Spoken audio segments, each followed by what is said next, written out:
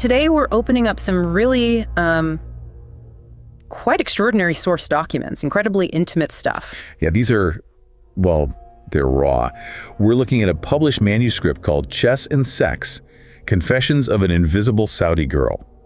It's a mix of Aisha Muhammad's personal journals and feedback from her therapist. It's quite revealing. So our mission today is to really dive into the, let's call it the architecture of self-sabotage here. Exactly. We're exploring how digital intimacy, huge geographical distance, and this deep emotional vulnerability intersect, and how personal trauma shapes these really predictable relationship cycles. Patterns Aisha's therapist called the knot. Right? That's the one. It's a powerful metaphor we'll unpack. So we're going beyond just the story. We'll be getting into the psychological mechanics. We're going to look at fearful avoidant attachment, FA, and how it pretty much dictated things for Aisha and her partner, Alex. And how chess, of all things, became their way of communicating emotional risk. It's fascinating. It really is. And also how that German TV show, Dark, ended up being this almost unnervingly accurate mirror for their whole dynamic. Yeah. And for you listening, these sources, they offer such a powerful look at what happens when those childhood survival strategies just collide head-on with the adult desire for real connection. Aisha learned to be silent, to be perfect. And this deep dive really shows the cost of that when she met someone who, well, saw right through it. Okay, so let's start with that framework you mentioned, fearful avoidant attachment, FA. Aisha didn't learn the term until later, but reading her journals, its roots were there from the very beginning. Right. FA is often seen as the most, let's say, conflicted attachment style. And for good reason. It's this constant approach avoidance battle going on internally, meaning you desperately want deep closeness, real intimacy, but at the same exact time, you have this intense, almost paralyzing fear of it. Wow. Think of it like having one foot flat on the gas pedal and the other slamming the brakes. The internal burnout is just immense. That sounds absolutely exhausting and probably really difficult for anyone trying to get close to that person too. How does that conflict actually look in behavior? Well, it creates that classic push-pull dynamic we hear about. They might lean in hard, crave connection, maybe overshare, create these really intense bonding moments. Okay. Only to get completely overwhelmed when vulnerability feels too real. Yeah. And then they react. They pull back, distance themselves emotionally, sometimes even pick fights to create space. Pushing the partner away. Exactly. Because fundamentally, trust is broken. They learned early on, usually in childhood, that the people they need most are unreliable, maybe even dangerous. And Aisha's journals, they paint a really stark picture of why she developed this negative self-view. Growing up in Riyadh, one of 7 kids, she called her home a war zone. That phrase is so potent. Her parents, respected doctors, stayed married purely for appearances for culture. But behind closed doors, they hated each other. So the home atmosphere, constant chaos, loud arguments, venomous words, things getting slammed, sometimes even thrown. For a child, that kind of emotional unpredictability is terrifying. It wires you for danger. And her response was to become invisible or, well, perfect. Conformative. Her entire existence became about managing the image of the dutiful daughter. She learned very fast that real feelings, her feelings, were dangerous in that house. Violence was survival. Silence, composure, excellence. Those were the only safe paths. She took on the role of peacekeeper, trying to shield her younger siblings, absorb the noise. But all that keeping the peace, it has to go somewhere, right? Oh, absolutely. The cost is huge emotional suppression. Aisha talks about this internal rage building up, fantasies of just smashing things or yelling at strangers in the supermarket in her head, because the external performance demanded an internal pressure cooker. That's why she describes driving out alone into the desert, this vast emptiness, just to scream and cry. Yeah. There was literally no room for that truth in her day-to-day life. That detail, the desert screaming, it really highlights the contrast, doesn't it? The outward composure versus the inner turmoil. It's crucial. The strength she showed was a carefully constructed mask. And her therapist, Dr. Higginson, confirmed this. Aisha learned survival meant silence and performance. She tragically mistook strength for suppression. Setting her up to fear adult vulnerability. Perfectly.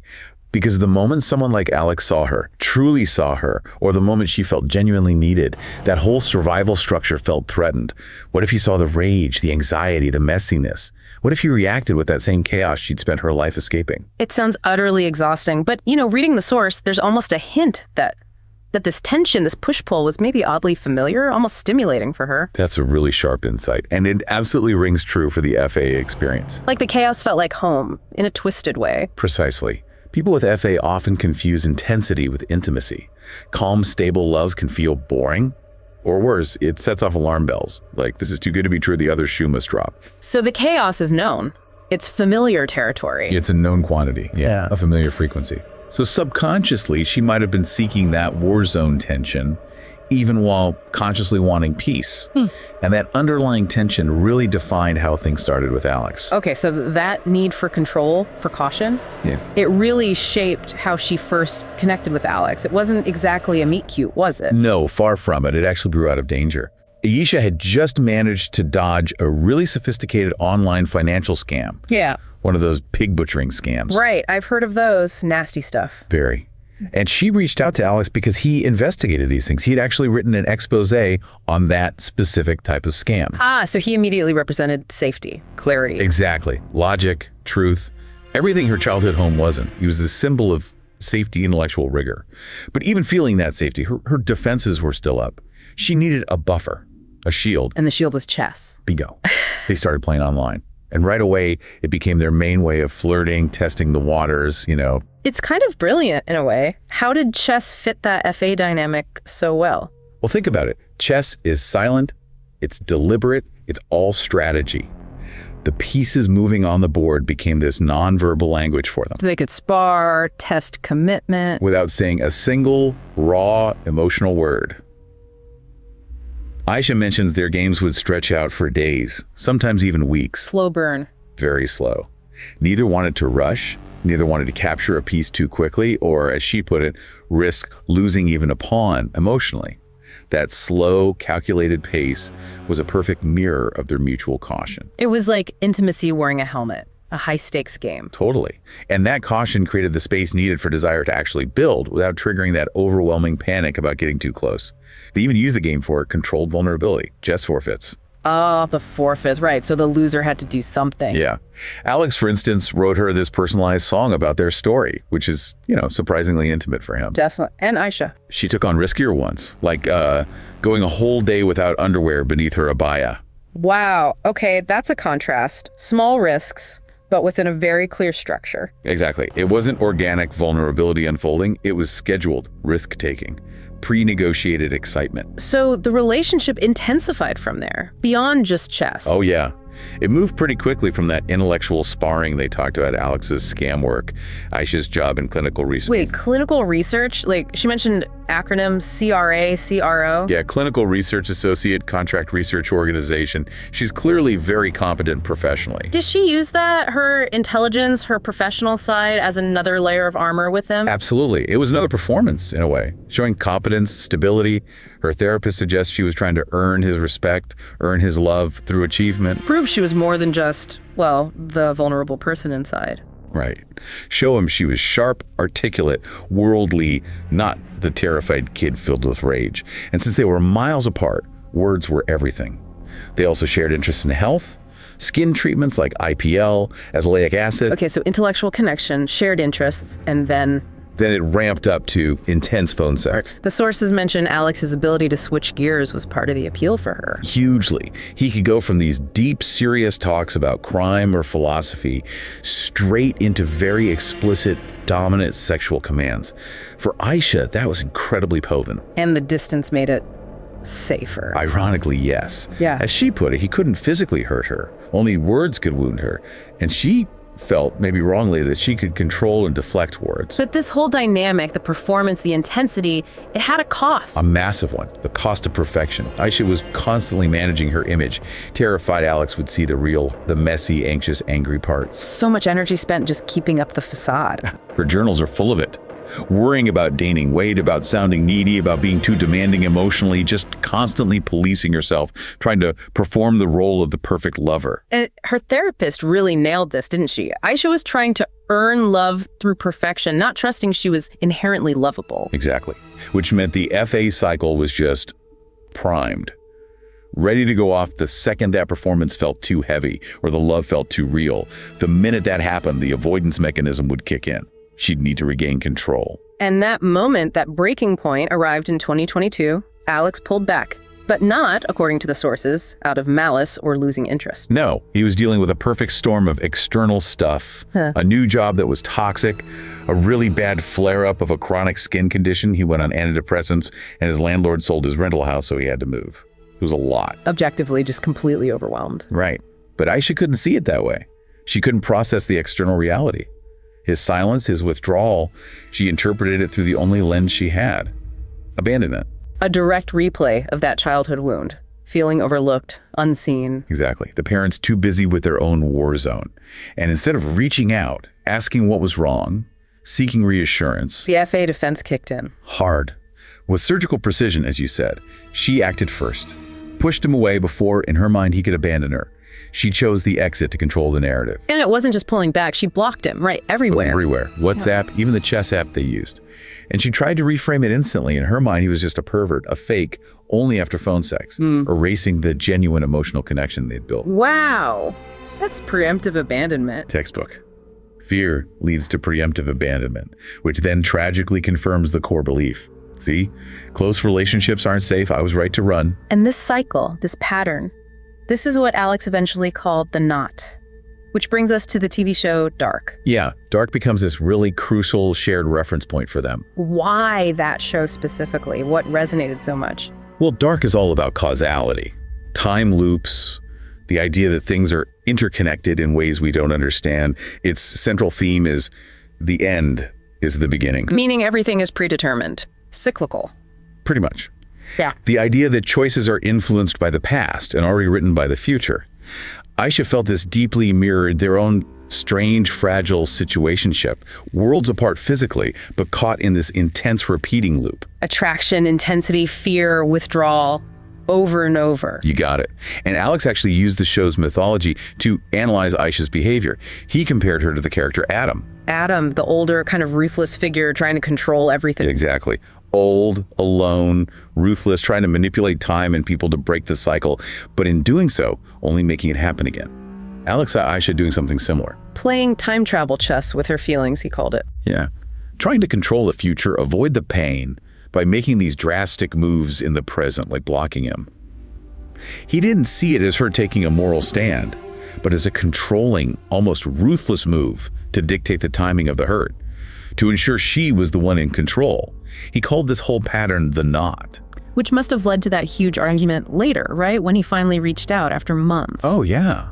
That sparked this brutal email exchange, all about ghosting, accountability, who was really responsible for the breakdown. And this is where Alex really shifts roles. He does. He goes from partner to analyst, almost.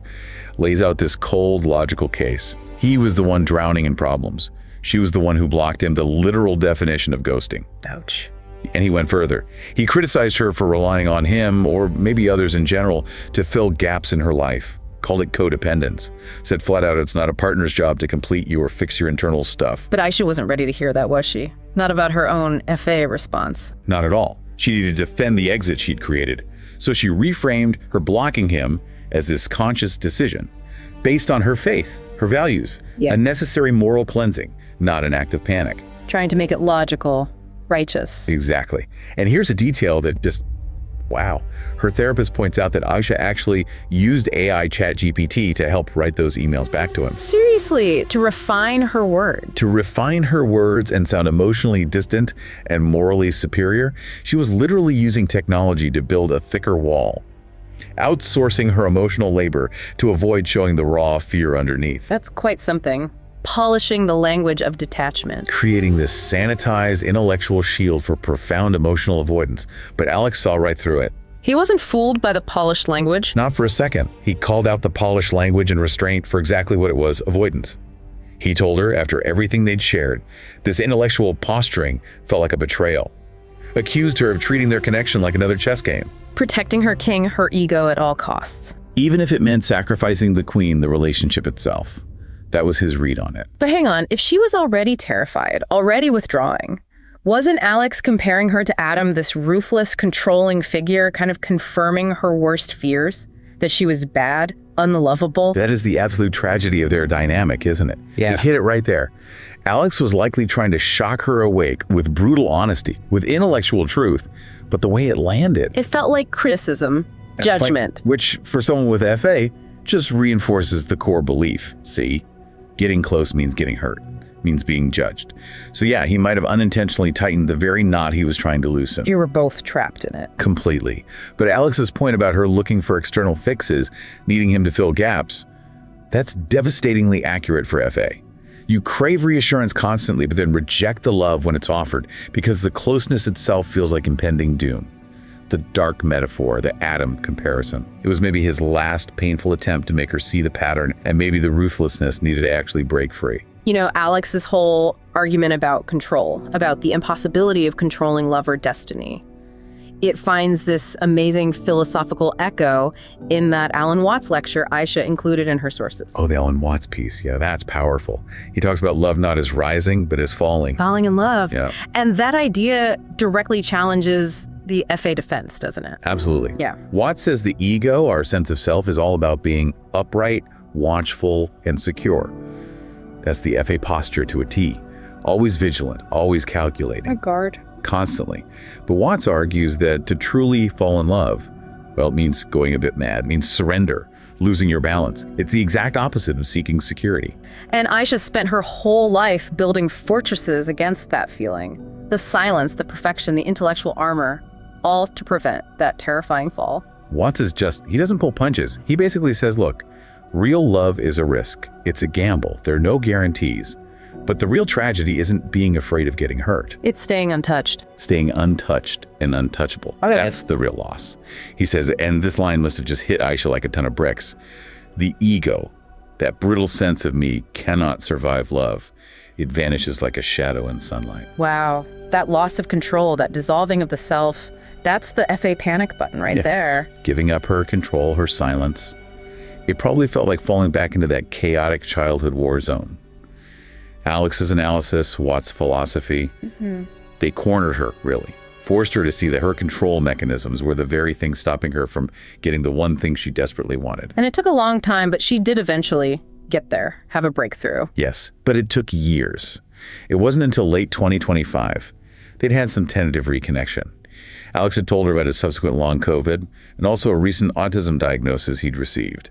And in that context, Aisha finally achieved real accountability. That's huge. What did she admit? She told Alex flat out, you were right about the knot. And she didn't just say it. She detailed exactly how she kept the cycle going. She realized that her anger, her goading in that final awful fight where she called him miserable and lazy, Yeah. that wasn't righteous anger. It was calculated.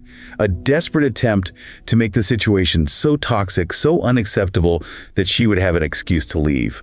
An out that didn't involve facing her own terror of staying. She was manufacturing the ending, controlling the abandonment. Precisely. Making sure she was the one walking away first, beating him to the punch, controlling the narrative of the hurt, even if it destroyed everything. Wow. That connects right back to controlling the chaos in her childhood home. Doesn't it? She even admitted something really telling to her therapist, that Alex's angry messages during that fight actually made her feel oddly sexy. Whoa, okay. Which points right back to that wiring, right? Equating emotional turmoil, unavailability, maybe even cruelty with intense desire. The known chaos being more compelling than stable connection. But this vulnerability, this admission, it came too late for them. It seems so. By the time she could truly own her pattern, the depth of her FA, Alex had hit his limit. He'd been through that cycle too many times. He loved her deeply, but he couldn't do it anymore. He drew a line, prioritized his own peace. He stepped out of the knot himself, told her he couldn't see a future relationship as long as she was trapped in that loop. Loving him, getting terrified, violently withdrawing. So he broke the pattern by removing himself. Completely, leaving her with the raw reality of the separation she had ultimately engineered through her avoidance. Establishing this new painful distance, chosen by the person who used to be her symbol of safety, that's rough. It set the stage for the final unexpected turn, conclusion, and the provocation of too late. So the final resolution, it wasn't another email, another block. It came completely out of the blue. And violently. Yeah. Aisha found out nearly a year after the fact, in late 2027, that Alex had died. Car crash. November 2026. He was a passenger, hit by a drunk driver, died from his injuries in the hospital. The cycle, the knot that Alex defined by its endless repetition, just suddenly, brutally severed by fate. The grief she describes. It must have been immense and layered, right? Not just for him? Exactly. It was grief for him, of course, but also this devastating grief of realization. She waited too long. All those plans she might have been making for healing, for reconnecting someday, for showing him she'd changed. All gone. Impossible. Rendered completely impossible. The love she kept sabotaging was now irrevocably, permanently gone. She wrote something like she felt like she was floating outside her body. Yeah, I don't know how to write those words without feeling like I'm floating outside of my own body. The weight of regret is just crushing. Because her deepest fear, ironically, came true in the most final way. By trying to control her fear of abandonment by running. She guaranteed she was the one truly left behind, left grieving this missed moment that can never ever be recovered. As she put it, in trying to protect myself, I made sure I'd never know what could happen if I just let him love me. That's the ultimate paradox of FA, isn't it? It truly is. And that, I think, is the core lesson here for you, the listener. Those defenses we build, the silence, the control, the preemptive strikes, they can become the prisons that keep us from the very thing we want. Alex used dark to frame her cycle as maybe inevitable, fated. He did. And now that cycle is broken permanently. The person who understood her best is gone. So Ash is left with this incredibly stark choice. Yeah. She can use this profound loss, this absolute finality as the ultimate catalyst to finally live without that fear dictating her life. Oh. Or she risks repeating the pattern with someone else, but now carrying this immense extra weight, the grief of knowing what happens when you finally stop running, but the door is already slammed shut permanently. So our final thought for you is this. Alex used Dark's philosophy, suggesting her cycle was almost pre-written, now that external forces have shattered that cycle. Is she finally free? Or does the absence of Alex, the one who gave her the language for her pain, leave this huge void? A void that the old fears, the old patterns might just rush back in to fill, starting a whole new cycle of withdrawal. The responsibility for breaking the knot, for healing, it now rests entirely with her, alone, in the shadow of what could have been. A difficult, profound, and necessary truth. Thank you for joining us on this deep dive.